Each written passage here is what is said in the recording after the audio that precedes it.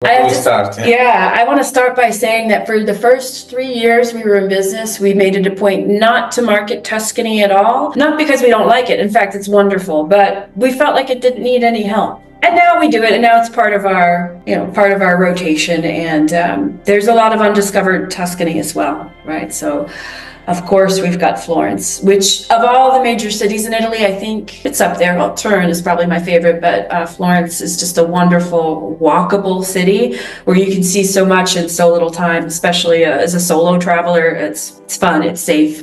So just love that. I think that, yeah, all the stereotypes of Tuscany are true though, right? The rolling countryside, the cypress trees, that under the Tuscan sun, like vision of Tuscany does exist, but there's so much more. Yes, picture the medieval villages on top of hills. They also have a nice coastline. The region in the southern Italy, in the southern part of Tuscany called Maremma, that was formerly wetland, marshland. It's been reclaimed. It's a very, very, very interesting area with very good wine production, beautiful coastline. So it's doesn't need any help in terms of marketing, or doesn't need any special recommendations. I would say I prefer Siena to Florence myself.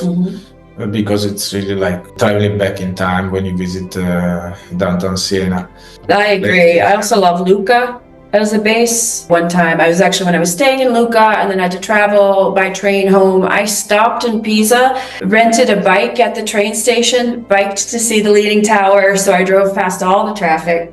It was great. Stopped and got lunch, right? So I supported a local little restaurant, didn't just come for the Leaning Tower, but looked up a good restaurant, then biked back to the train station and went on my way. So that's a fun little tip. You don't need to get a taxi, right? If you just want to stop and see the Leaning Tower.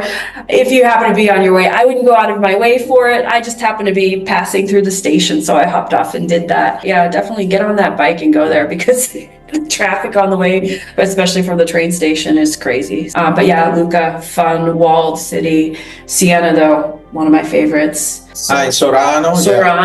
And Pitigliano. Two of our hidden gems there, south, like middle south of the region, I believe. Middle of nowhere. Again, places we stumbled upon in our journeys just on our own, and now we've put them into rotation in our tours. Chianti is top of mind for many people, but I would say Brunello di Montalcino.